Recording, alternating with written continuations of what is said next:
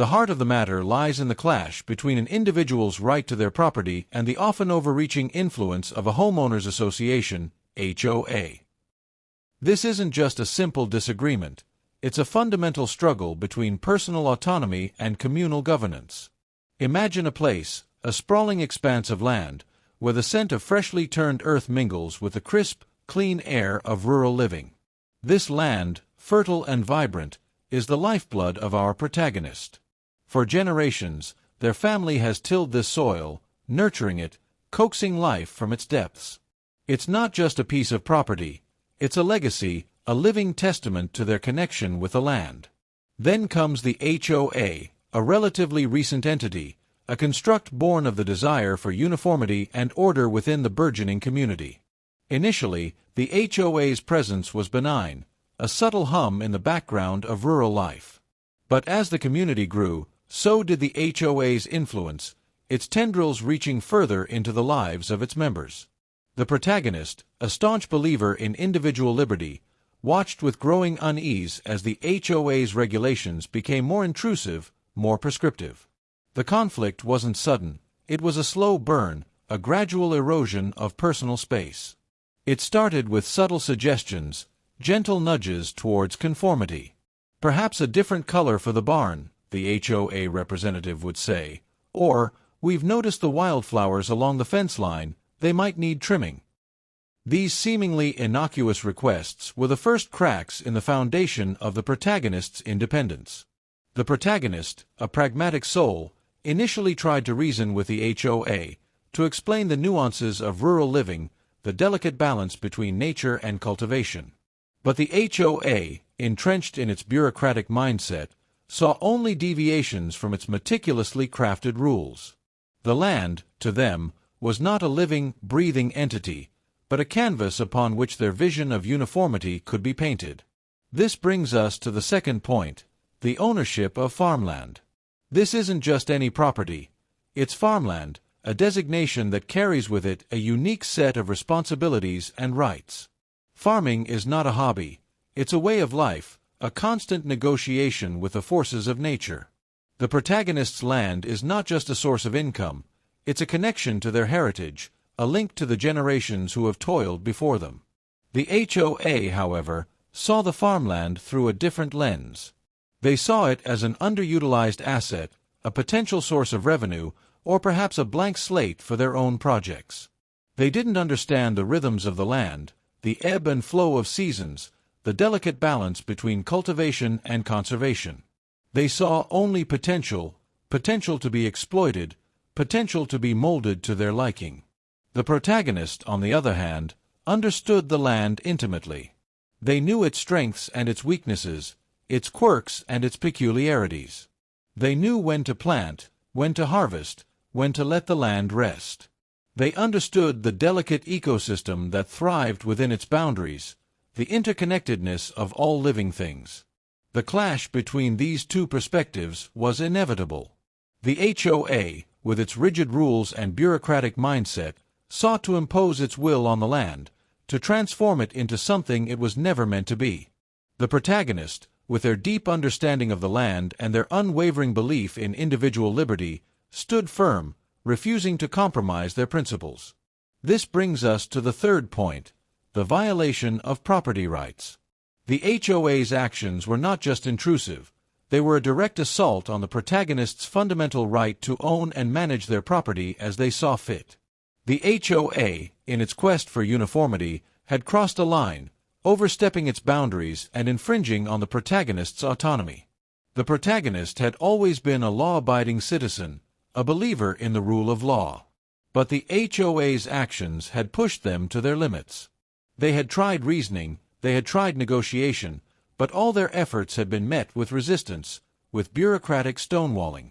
The protagonist realized that they had no choice but to fight back, to defend their rights, to protect their land. They consulted with legal experts, gathering evidence, building a case against the HOA. They were determined to hold the HOA accountable for their actions, to send a message that property rights were not to be trifled with. The fourth point, the all-you-can-eat buffet analogy, captures the essence of the HOA's exploitative behavior. They saw the farmland as a resource to be exploited, a source of free labor, a source of revenue. They didn't see the hard work, the dedication, the sweat and tears that went into maintaining the land. They saw only potential, potential to be tapped, potential to be profited from. The HOA's actions were not just disrespectful, they were downright predatory. They treated the protagonist's land as if it were a public park, a communal resource to be used and abused at will. They organized events on the land without permission. They allowed their members to graze their animals on the protagonist's pastures. They even attempted to harvest crops without authorization. The protagonist, understandably, was incensed. They had worked hard to cultivate their land, to make it productive, to make it their own. And now, the HOA was trying to steal their hard-earned fruits, to reap the benefits of their labor without any regard for their rights. The fifth point, the decision to charge them in court, represents the protagonist's determination to fight for justice, to hold the HOA accountable for their actions. It was not a decision taken lightly. It was a last resort, a desperate measure to protect their land, their rights, their livelihood. The legal battle was long and arduous. The HOA, with its deep pockets and army of lawyers, fought tooth and nail to defend its actions.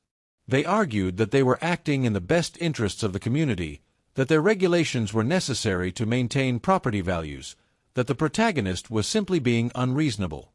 The protagonist, however, refused to back down. They presented their evidence, they argued their case, they fought for their rights. They reminded the court that property rights were fundamental, that they were enshrined in the law, that they were not to be ignored or dismissed.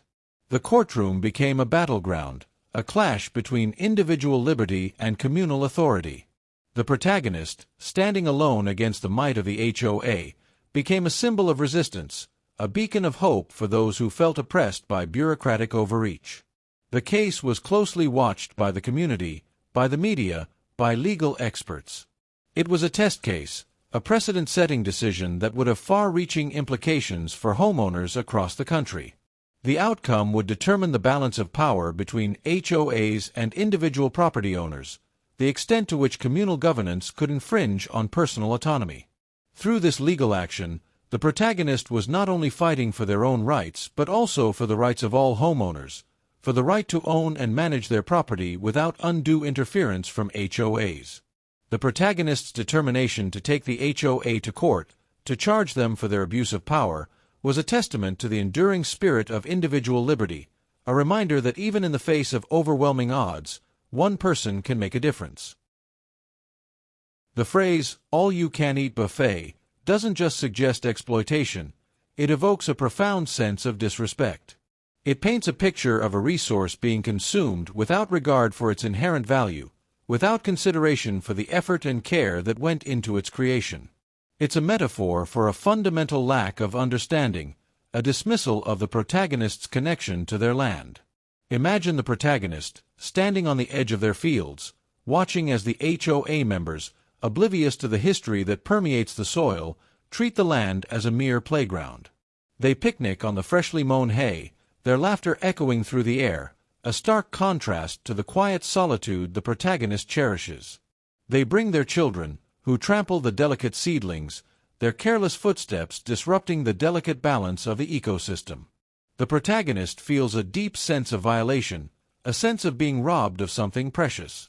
It's not just the physical damage, it's the emotional toll, the feeling of being disregarded, of being treated as if their land, their livelihood, their very identity, is inconsequential. The HOA's actions are a constant reminder that they are seen as an outsider, a relic of a bygone era, someone who doesn't belong in their meticulously planned community. The disrespect extends beyond the physical boundaries of the land. It seeps into the interactions between the protagonist and the HOA members, a subtle undercurrent of condescension and dismissal. The protagonist's concerns are brushed aside, their opinions are disregarded, their expertise is dismissed. They are treated as a nuisance, an obstacle to the HOA's vision of a perfectly manicured community. This lack of respect fuels the protagonist's determination to fight back. It's not just about protecting their property, it's about reclaiming their dignity, about asserting their right to be treated with respect, about refusing to be silenced. The protagonist understands that their fight is not just for themselves. It's for all those who have been marginalized, for all those who have been made to feel like their voices don't matter. The seventh point, the escalation of the conflict beyond simple disagreements, highlights the gravity of the situation. This isn't just a neighborly dispute, it's a full-blown legal battle, a clash of ideologies, a struggle for power. It's a testament to the protagonist's unwavering commitment to their principles, their willingness to go to great lengths to defend their rights. The decision to take legal action is not taken lightly. It's a costly and time-consuming process, fraught with uncertainty and risk. The protagonist knows that they are up against a powerful adversary, an organization with deep pockets and extensive resources. But they also know that they cannot back down, that they cannot allow the HOA to continue its unchecked abuse of power. The legal battle becomes a microcosm of the larger conflict, a battle between individual liberty and communal authority.